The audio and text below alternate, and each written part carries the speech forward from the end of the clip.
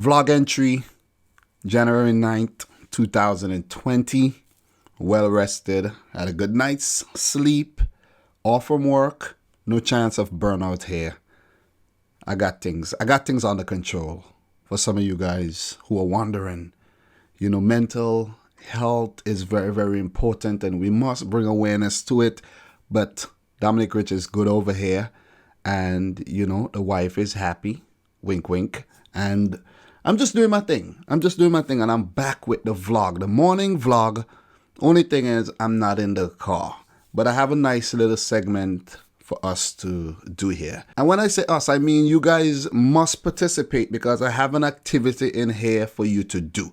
So please oblige and participate, okay? So I decided to do some shout outs in this video, okay? I have 5 people to shout out and I will continue to shout the subscribers out and the viewers because some of you guys are not subscribed. I don't know why, but whatever. Do whatever you want. Benjamin Barrero, he says, love your vids, Dom. Thank you very much, Benjamin. I think you said you live in Germany and you're the one who converted your wife into a Liverpool fan or something like that. And you guys both watch the football. Good stuff, Benjamin. I hope I'm getting this right. Sunil Kumar, man, he says happy with Liverpool's Nike deal. What's up, Sunil Kumar? Been a subscriber, I hope, for a while. Comments a lot.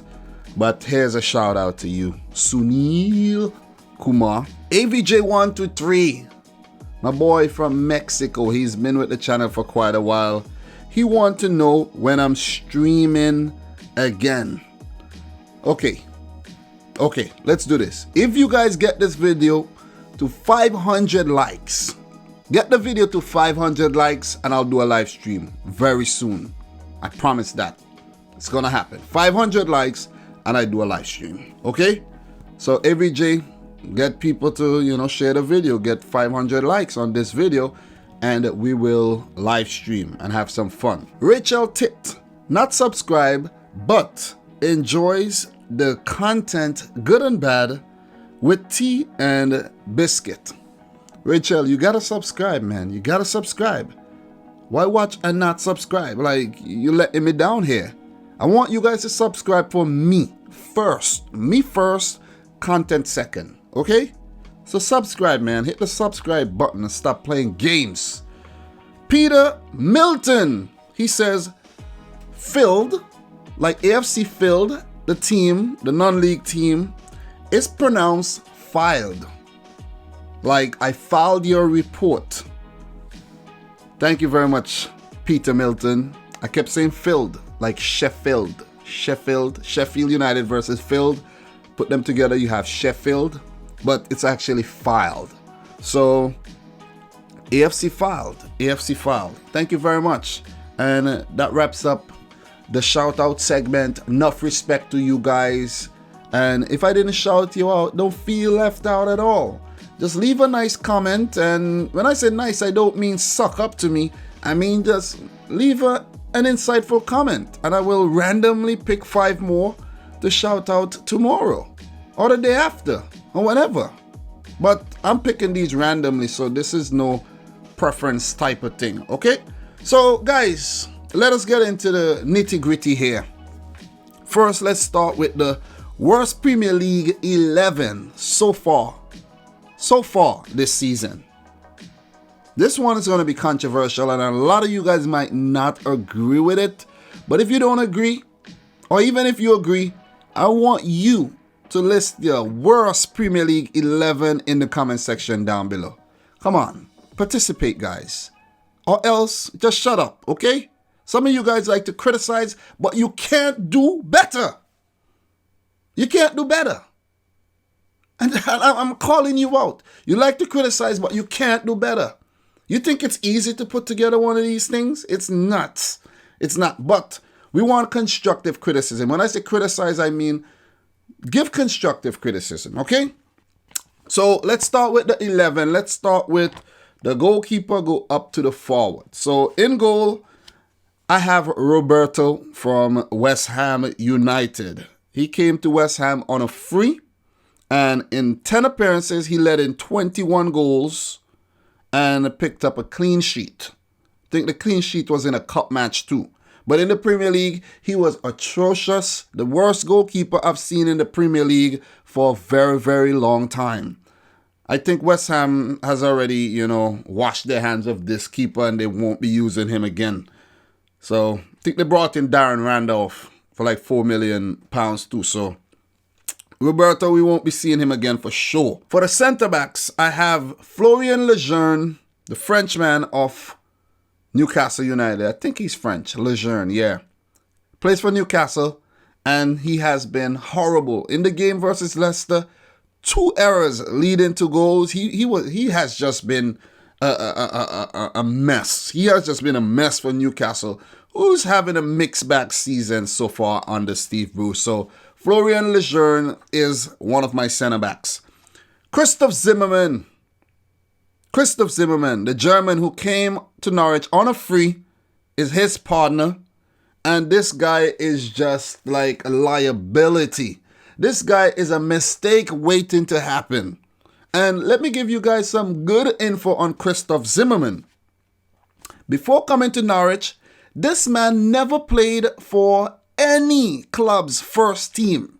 He played for Borussia Dortmund's second team, Borussia Mönchengladbach's second team, and he was a Gladbach youth player. He must be friends with Daniel Farke.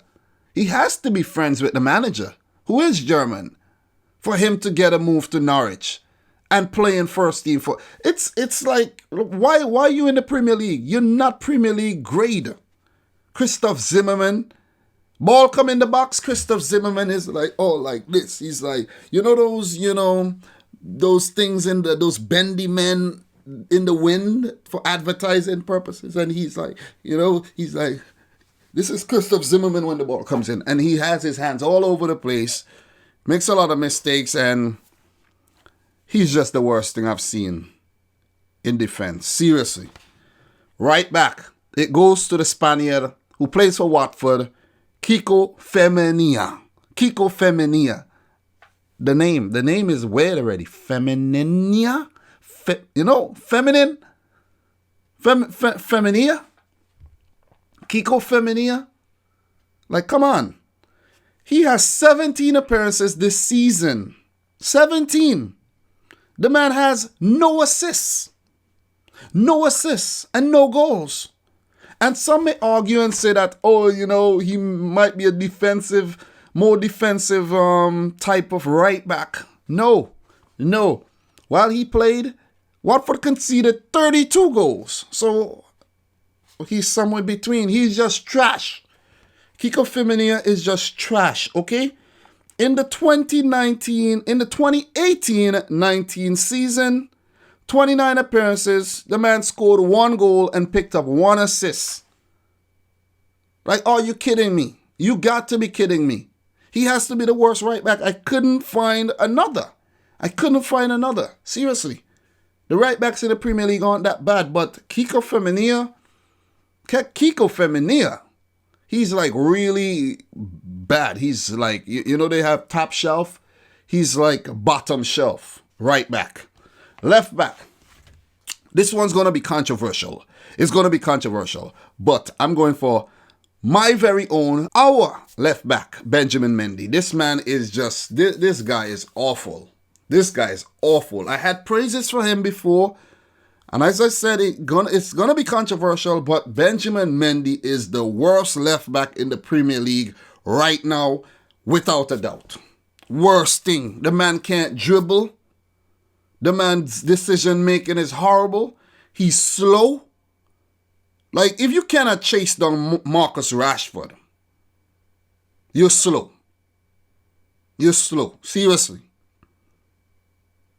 He's bad.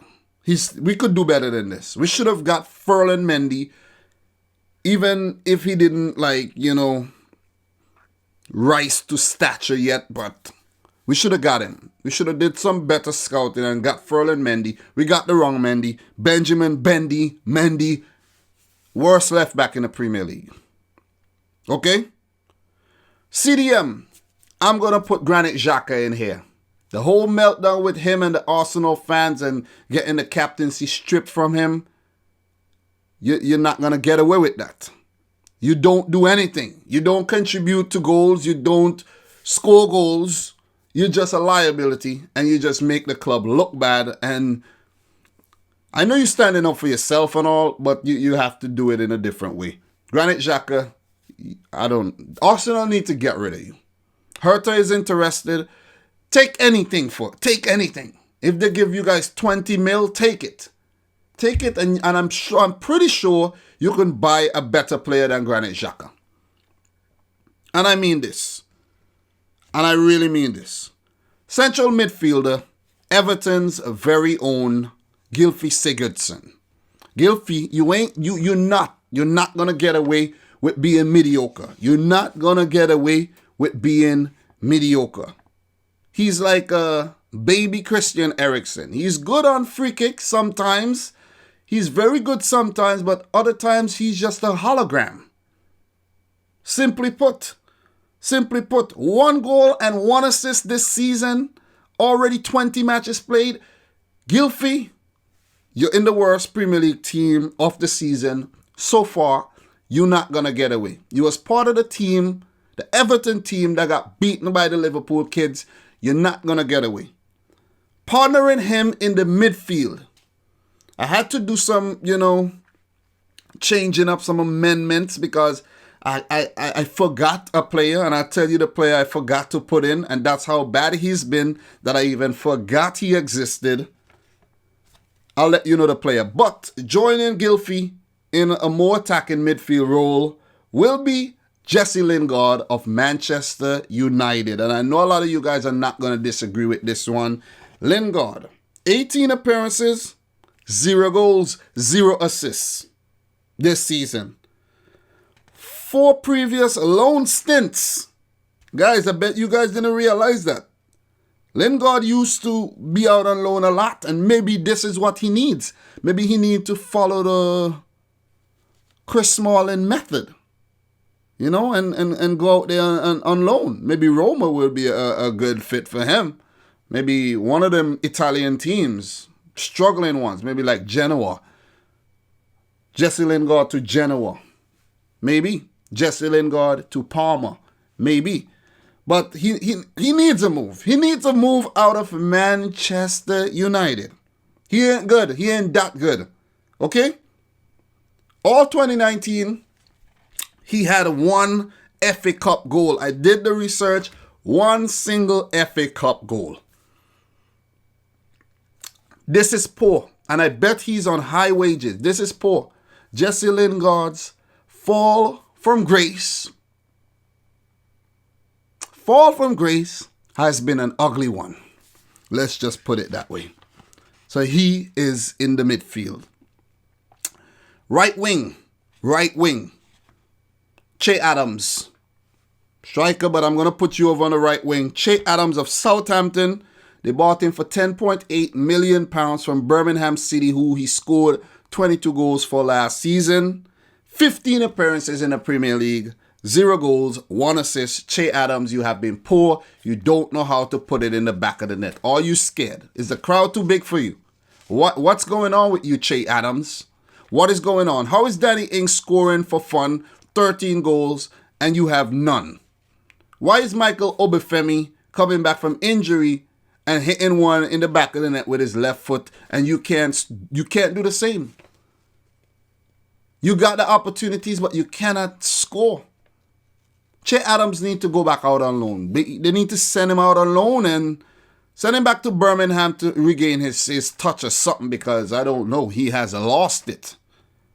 Lost his touch. Intangible, basically.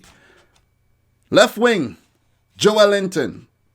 Newcastle, Brazilian, uncapped player. £40 million from Hoffenheim. 22 appearances, 1 goal, 2 assists. He's good at holding up the ball, but he's not good at putting it in the back of the net.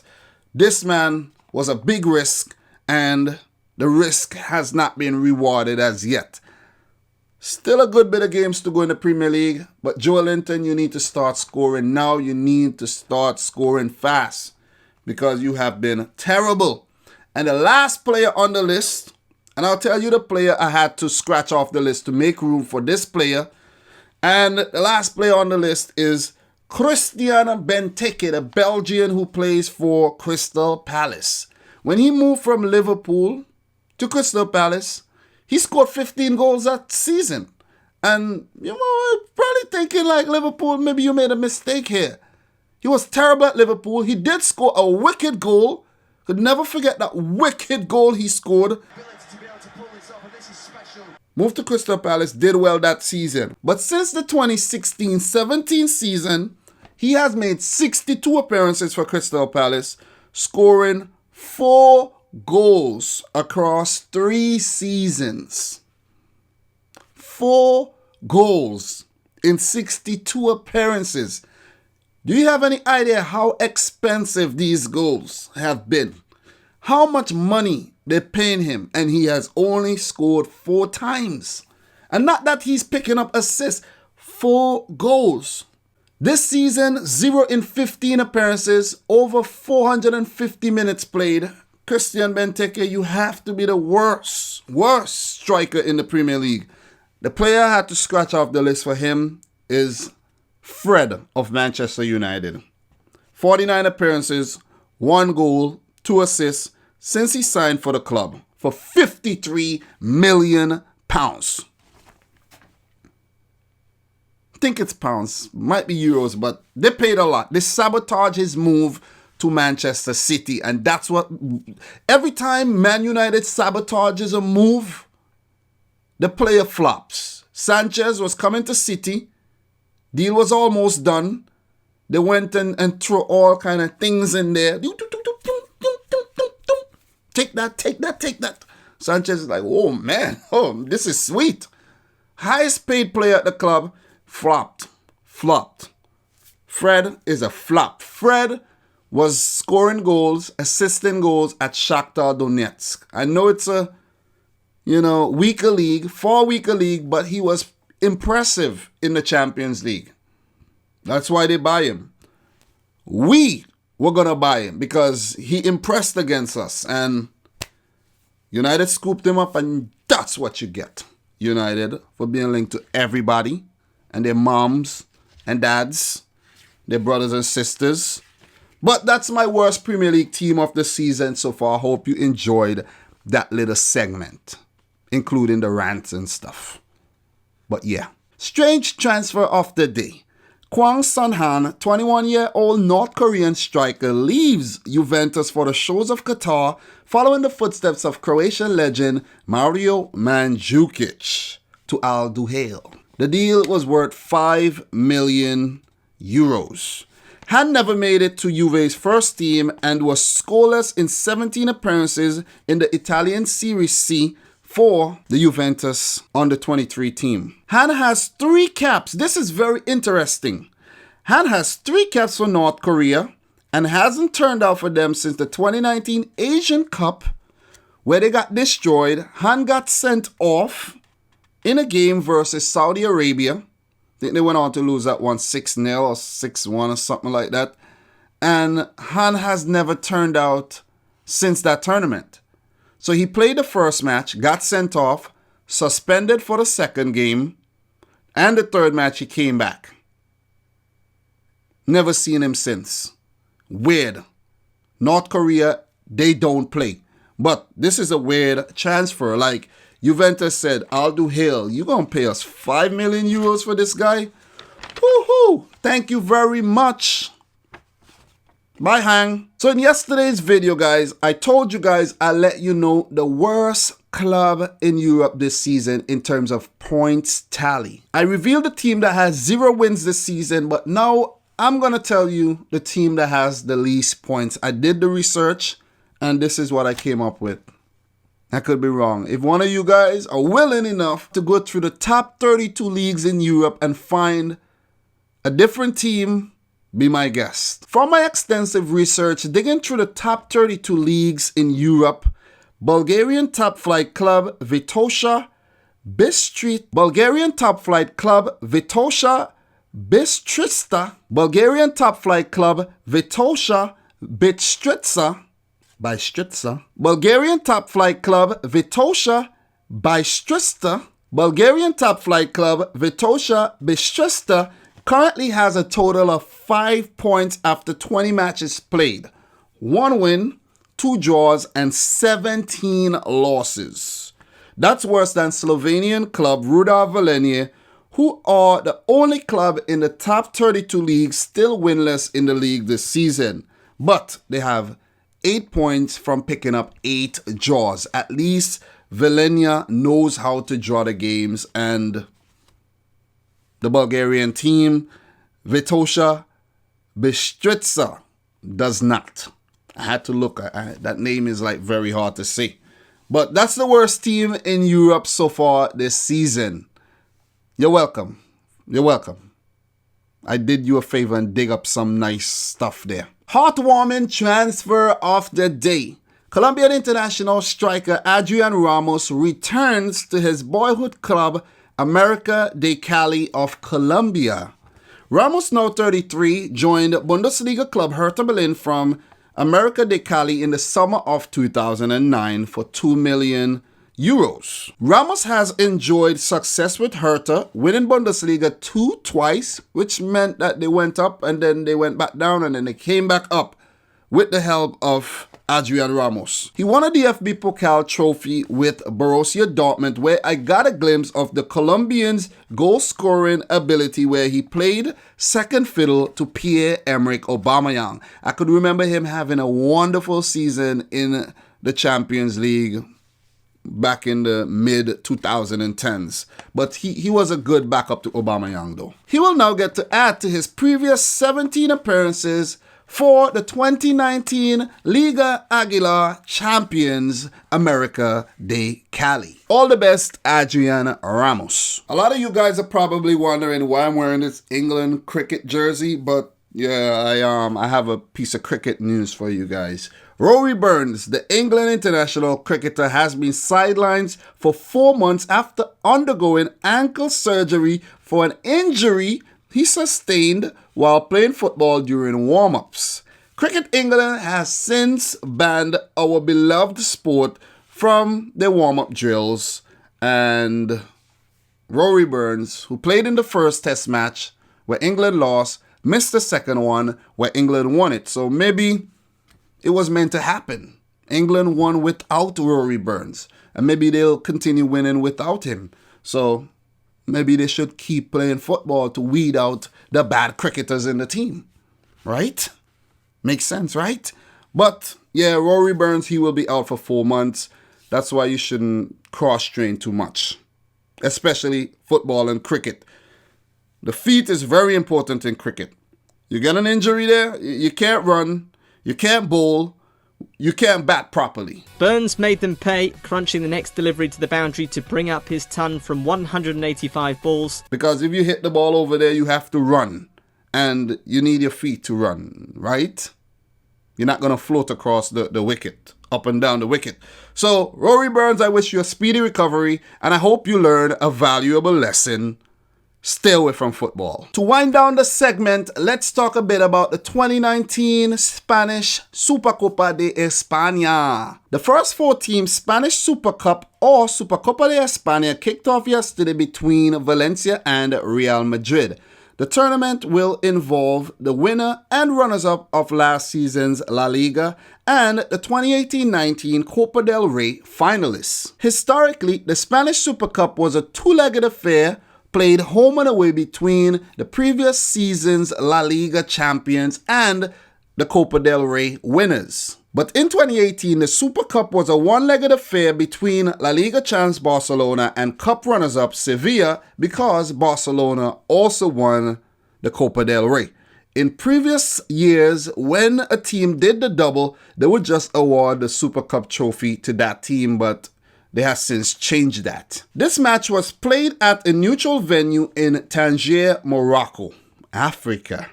Barcelona won 2-1, and it marked the first time VAR was used in Spanish football, and Messi became the most decorated player of all time, picking up his 33rd piece of silverware. Messianic. You get it? You get it? Messianic, 33. He will be 33 this year too. For the 2019 4-team Spanish Super Cup hosted in Jeddah, Saudi Arabia, which Valverde said he thinks they're doing for money, and I think they're doing it for money too. The 4 teams taking part in the tournament are Valencia, the cup winners last season, Barcelona, La Liga champions, and the cup runners-up last season, so the Super Cup should have been between Valencia and Barcelona, but La Liga want to be greedy and they want to make money, so they throw in 3rd place Real Madrid and 2nd place Atletico Madrid. Valverde, you're right. Usually the competition would start at the beginning of the season, but this time around La Liga chose to play it mid-season and moved it to Saudi Arabia. Like last year, they played it in Africa. This year, they played it in Saudi Arabia. Maybe for the 2020 Super Cup, they'll bring it to America, or they'll take it to China or even Japan. But we shall see. Valencia and Real Madrid played the first semi-final with Real Madrid defeating Valencia 3-1. The first goal was scored by Toni Kroos in the 15th minute from a direct corner. When I say direct corner, he scored it directly from a corner. The defense fell asleep. No one was ready, but Toni Kroos was ready. He pulled off a Trent Alexander-Arnold and curled it straight into the back of the net past the Valencia goalkeeper, Dominic. Yes, his name is Dominic, not Dominic. Isco scored the second in the 39th minute, and the 2018 Ballon d'Or recipient Luka Modric made it 3 in the 65th. Real Madrid dominated this game, and Valencia could only get a consolation goal in the 92nd, scored by a Dani Parejo penalty. So with that win, Real Madrid has booked themselves a place in the final, a competition where they shouldn't have even been in. They placed 3rd last season. But Real Madrid would await the winner of the Barcelona versus Atletico Madrid match, which will be played today on January 9th. I'll be watching that game when I'm done with this video. So hopefully the video will be out before the game. I'm going to predict a 2-1 win for Barcelona over Atletico Madrid, and we will see an El Clasico for the 36th final of the Spanish Supercopa. And even if we don't get to see an El Clasico for the final, we will get to see a Madrid derby between Atletico de Madrid and Real Madrid. So anyway you put it, it's going to be good. La Liga, that was genius. That was genius because you guys knew that Valencia weren't going to make it to the final. And you were going to get a big match for the final. And you got it. You got it. So we shall see. I'll do a brief recap of that game in tomorrow's vlog, or maybe I'll do it after the match. I don't know. We shall see. So I'm going to predict a Barcelona-Real Madrid final, and I'll give you my thoughts on that in a future video. Adios. Last but not least, to wrap up this segment, let's talk a bit about the Carabao Cup semi-final first legs that was played between Manchester United and Manchester City. We defeated Man United 3-1, courtesy of brilliant goals from Riyad Mahrez, Bernardo Silva, and an own goal from Andreas Pereira. Marcus Rashford did bag a consolation goal for United. He always seemed to score against us, but Benjamin Mendy, you have to do better. The second leg will be played later this month, and United, they feel like they're still in the tie, but I think this tie pretty much wrapped up. We're not going to lose. We're not going to lose. And thank you very much, guys, for correcting me and helping me to realize that in the EFL Cup, the away goal rule isn't present, and if it ends in a tie, it goes straight to penalties without extra time. Weird. It's weird that you have to remember all these rules for all these different competitions. So, guys, pardon me, man. I'm not an expert. I say this all the time. I'm not an expert at football. Not. I'm a regular guy just like you. That's if you consider yourself to be a regular guy. I'm just a regular guy. But I'm predicting Man City to make the final. The other match between Leicester City and Aston Villa ended in a 1-1 draw, courtesy of goals by Gilbert and Kelechi Iheanacho. Villa played really well. They were resilient. They were tenacious despite their handicap. They were without their first choice keeper, Tom Heaton, and their fourth choice centre forward, Wesley, who has 1 foot shorter than the other. But still, they managed to take the game to Villa Park, where they're still in the tie. So that would wrap it up. But wait, before I go, Wilfred Ndidi picked up an injury, and this could potentially hamper Leicester's charge to get top 4 this season or even win the league. He picked up an injury before the match, training the previous day, and he will need surgery and could be out for up to 2 months. This is a big blow for Leicester. But you know what I think? I think with mans like Hamza Traoré in your team, you will be fine. You will be fine. So that's it for today's segment, guys. Thank you very much for coming back once again. Don't forget to share the video with a friend, share the channel with a friend, leave an insightful comment in the comment section down below. Visit cardsplug.com/dominicrichfc. If you decide to buy something, treat yourself. Use the coupon code dominicrichfc to get yourself 15% off. Thanks for watching again, and until tomorrow's segment, peace out. Rich Squad. Someone actually says they don't like that thing I do at the end, that kung fu thing. This is not no kung fu thing. This is my signature slogan, okay? Like the balls on some of y'all. Someone also says I have to do this clap. Here's the clap, okay? Peace out.